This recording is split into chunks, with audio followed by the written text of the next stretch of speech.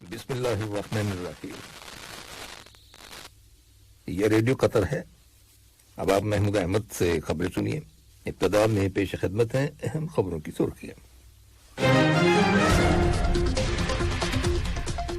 صاحب معمیر اور European commission کی صدر کے درمیان ٹیلی فون رابطے میں دو طرفہ تعاون اور تعلقات کو فروغ دینے کے وسائل کے بارے میں تبادلہ خیال کیا گیا ہے۔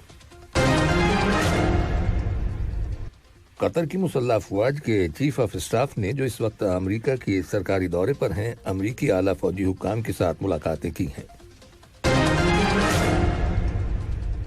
وزارت صحت نے کہا ہے کہ ملک کے اندر کرونا وائرس کے مزید 109 مریض صحت یاب ہو گئے ہیں، جس کے بعد اس مرض سے شفا پانے والے افراد کی مجموعی تعداد اب 2,39,344 ہو گئی ہے۔ اور امریکہ کے وزیر خارجہ نے کہا ہے کہ امریکی صدر بر اعظم افریقہ کے لیے امریکی حمایت کو اجاگر کرنے کی غرض سے افریقی ممالک کے لیڈروں کے ساتھ ایک سربراہی اجلاس بلانے کا ارادہ رکھتے ہیں۔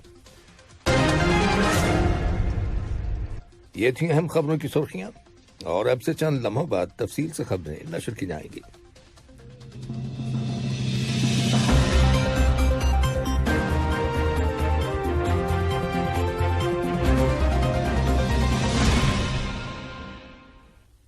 لیجیے اب آپ تفصیل سے خبریں سنیے۔ صاحب معمیر شیخ تمیم بن حمد آل ثانی اور یورپین کمیشن کی صدر ارسولا وان ڈر لیئن کے درمیان ٹیلی فون پر بات چیت ہوئی ہے، جس کے دوران قطر اور اس بین الاقوامی تنظیم کے درمیان تعاون اور تعلقات کو فروغ دینے کے وسائل کے بارے میں تبادلہ خیال کیا گیا۔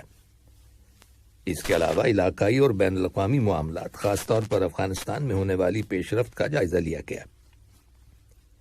اس موقع پر یورپین کمیشن کی صدر نے افغانستان کے دارالحکومت کابل سے یورپی شہریوں کے انخلاء میں ریاست قطر کے بھرپور اور مؤثر تعاون پر صاحب معمیر کا شکریہ ادا کیا۔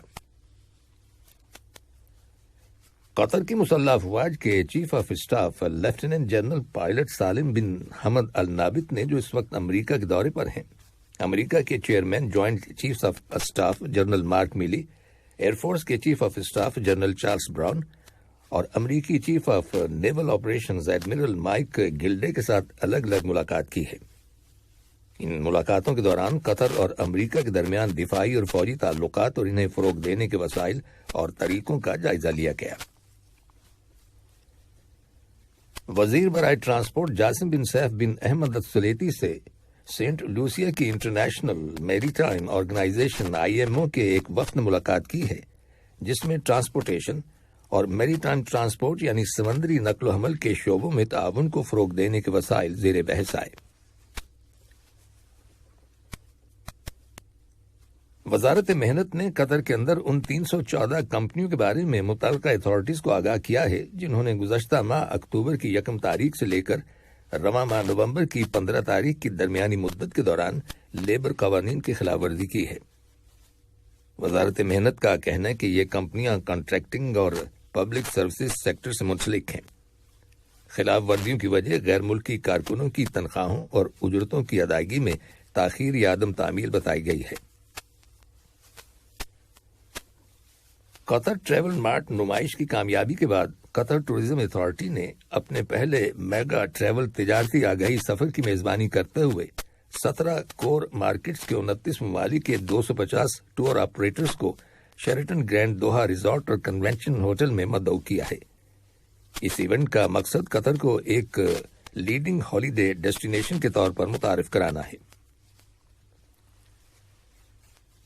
وزارت صحت نے کہا ہے کہ ملک کے اندر کرونا وائرس کے 147 نئے کیسز رجسٹر کیے گئے ہیں، جن میں سے 124 کا تعلق لوکل کمیونٹی سے ہے، جبکہ 23 کیسز کا تعلق ان ٹریولر سے ہے جو حال ہی میں بیرون ملک سے دوحہ آئے ہیں۔ وزارت صحت نے کرونا وائرس کے مزید 109 مریضوں کے صحت یاب ہو جانے کی بھی تصدیق کی ہے، جس کے بعد اس وبائی مرض سے شفا پانے والے افراد کی مجموعی تعداد اب 2,39,344 ہو گئی ہے۔ ادھر آسٹریا کے چانسلر الیگزینڈر شیلنبرگ نے ملک کے اندر کرونا وائرس کی ایک نئی لہر سے نمٹنے کے لیے مکمل لاک ڈاؤن کرنے کا اعلان کیا ہے۔ انہوں نے کہا ہے کہ ملک کی ساری آبادی کو آئندہ سال فروری تک ویکسین کی ڈوزز دے دی جائیں گی۔ آسٹریا مغربی یورپ کا وہ پہلا ملک ہے جس میں دوسری مرتبہ مکمل corona virus lockdown impose کیا گیا ہے۔ واضح رہے کہ آسٹریا کی تقریباً 2/3 آبادی کو ویکسین دی جا چکی ہے۔ یہ خبریں ریڈیو قطر سے نشر کی جا رہی ہیں۔ کل ایران کے وسطی شہر اصفہان میں ہزاروں کی تعداد میں کسانوں اور ان کے حامیوں نے مظاہرہ کیا۔ مظاہرین ملک کے خشک سالی کے شکار علاقے میں پانی کی شارٹیج کے خلاف احتجاج کر رہے تھے۔ دریں اثنا ایران کے وزیر انرجی نے پانی کی شارٹیج کے لیے کسانوں سے اپولوجائز کرتے ہوئے کہا ہے کہ وہ فصلوں کے لیے پانی سپلائی نہ کرنے پر شرمندہ ہیں۔ ایرانی میڈیا رپورٹس کے مطابق پائپ لائن جو یزد صوبے کو پانی سپلائی کرتی ہے بار بار ڈیمیج ہو رہی ہے۔ حکومت نے اس مسئلے کو حل کرنے کا وعدہ کیا ہے۔ عراق کے بااثر مذہبی رہنما مقتدی الصدر نے ان کے وفادار مسلح گروپ ڈے بریگیڈ کو ڈیزالو کرنے کا وعدہ کیا ہے اور کہا ہے کہ وہ گروپ کے ہیڈ کوارٹرز کو بند کر رہے ہیں۔ امریکہ کے وزیر دفاع لائیڈ آسٹن نے چین کی جانب سے حال ہی میں کیے گئے ہائپرسونک میزائل تجربے سے چین کی فوج کی بڑھتی ہوئی طاقت پر تشویش کا اظہار کیا ہے۔ اپنے ایک بیان میں لائیڈ آسٹن نے جہاں چینی فوج کی صلاحیت کو امریکہ کے لیے تیزی سے بڑھتا ہوا چیلنج قرار دیا ہے، وہاں انہوں نے واضح کیا ہے کہ امریکہ تمام شعبوں میں اپنی صلاحیت میں اضافہ کرنے کے لیے پوری توجہ سے کام کر رہا ہے۔ واضح رہے کہ ہائپرسونک میزائل آواز کی رفتار سے 5 گنا زیادہ رفتار سے سفر کرتا ہے اور اس کا کھوج لگانا انتہائی مشکل کام ہے۔ امریکہ کے وزیر خارجہ اینتھونی بلنکن نے کہا ہے کہ صدر جو بائیڈن براعظم افریقہ کے لیے امریکی حمایت کو اجاگر کرنے کے لیے افریقی ممالک کے لیڈروں کے ساتھ ایک سربراہی اجلاس بلانے کا ارادہ رکھتے ہیں۔ اینتھونی بلنکن نے یہ بات نائجیریا کے دارالحکومت ابوجا میں اپنے ایک بیان میں کہی۔ انہوں نے اس سربراہی اجلاس کی تاریخ نہیں بتائی۔ انہوں نے کہا کہ صدر جو بائیڈن اعلیٰ سطح کی سفارتکاری اور تعلقات کو آگے بڑھانے کے لیے مذکورہ اجلاس کی میزبانی کرنے کے لیے تیار ہیں۔ بلنکن نے افریقی ممالک کے لیڈروں کو یقین دلانے کی کوشش کی ہے کہ ماضی کی امریکی انتظامیہ کے برعکس موجودہ انتظامیہ افریقہ کے ساتھ برابر کے شریک کا برتاؤ کرے گی۔ نائجیریا کے وزیر خارجہ گیوفری اونیاما کے ساتھ ایک مشترکہ پریس کانفرنس سے خطاب کرتے ہوئے بلنکن نے کہا کہ G7 کے ممبر ممالک ایک بہتر دنیا کی تعمیر کے لیے امریکہ میں سرمایہ کاری کریں گے۔ انہوں نے نائجیریا کے اپنے ہم منصب کے ساتھ $2.17 بلین کے ترقیاتی امدادی پروگرام کے معاہدے پر بھی دستخط کیے۔ اور اب کچھ خبریں کھیلوں کے بارے میں۔ قطر کی میزبانی میں 30 نومبر سے 18 دسمبر تک ہونے والے فیفا عرب کپ قطر 2021 میں شرکت کے لیے فلسطینی ٹیم دوحہ پہنچ گئی ہے۔ اس ایونٹ میں عرب دنیا کی 16 ٹیمیں حصہ لے رہی ہیں۔ فرانس، اسپین اور ارجنٹینا کی مردوں کی ٹیمیں برازیل کی ٹیم کے ساتھ پیڈل ورلڈ چیمپئن شپ قطر 2021 کے کوارٹر فائنل میں پہنچ گئی ہیں، جو اس وقت خلیفہ انٹرنیشنل ٹینس اور اسکواش کمپلیکس میں جاری ہے۔ پاکستان کی کرکٹ ٹیم نے 3 T20 میچز کی سیریز کے پہلے مقابلے میں کل بنگلہ دیش کی کرکٹ ٹیم کو 4 وکٹوں سے شکست دے دی۔ اس میچ میں بنگلہ دیش کی ٹیم نے مہمان ٹیم کو 128 رنز کا ہدف دیا تھا۔ جواب میں پاکستان کی ٹیم نے سنسنی خیز مقابلے کے بعد یہ ہدف آخری اوور میں 6 وکٹوں کے نقصان پر حاصل کر لیا۔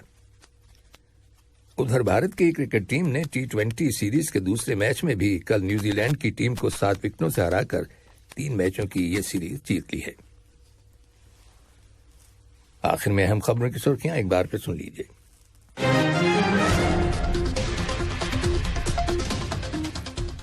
صاحب معامیر اور یورپین کمیشن کی صدر کے درمیان ٹیلی فون رابطے میں 2 طرفہ تعاون اور تعلقات کو فروغ دینے کے وسائل کے بارے میں تبادلہ خیال کیا گیا ہے۔